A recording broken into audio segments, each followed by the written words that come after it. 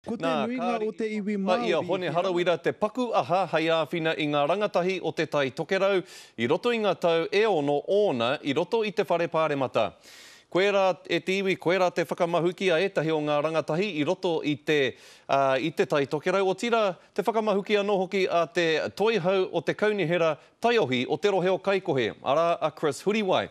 Nā, kei a Heta Gardner te ronga atu o ngā whakamārama. Ko te nuinga o te iwi Māori he rangatahi kei raro ke o rātau pakeke i te 22 tau. Nō reira me hāngai pea te titiro tō rangapū kia rātau. I don't think anyone's really done anything for the youth in Kaikohe so far. I don't know if he realises how much of an issue it is, so I don't know how much he focuses on it, and maybe he just needs to learn more about the problems so that he can address them. Kei te kōrero a Chris Huriwai mohone harawira nāna te tūru o te tai tokerau mo te 5 me te haurua tau kua taha atu. Kei te mātau a Chris ki ngā kaupapa nui a te hunga mātātahi. Getting youth's opinion into local council is really important to me, and so anything that opens up opportunities for youth. Ko te mātauranga me te kore mahi etahi o ngā kaupapa nui kua puea ake i roto i te kōwhiringa pōti motuhake. He tika pea i runga i te mōhio hau toru noa o te rohe, kei te whai tiwhikete tohu mahi mātauranga rānei.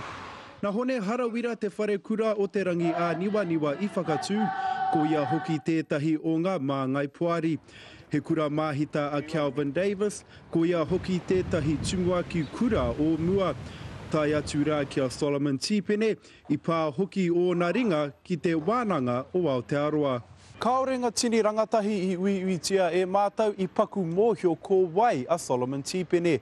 Kua huri a Calvin Davis he kanohi kitea, engari anō mo te kaitono o te Pāti Māori. Kua tai pea te wā kia huri te aro ki te kōwhiringa pōti matua. Katoa pea te tangata ka iaia ngā kaupapa whakaaweawe i te hunga rangatahi. Heta Gardner, te karere. Nā, kaue wareware hoa mā ki te hia koutou ki te whai i ngā nekeneke hanga me ngā mahi a ngā kaiwhakataetai matua o te kōwhiringa pōti o te tai tokerau. Hono mai ki tā mātou whārangi ipurangi, kia ki te iho ai koutou i ngā kōrero o te wā mō rātou, mea rātou kōrero anō hoki e pāna ki ngā kaupapa nui o roto i te tai tokerau.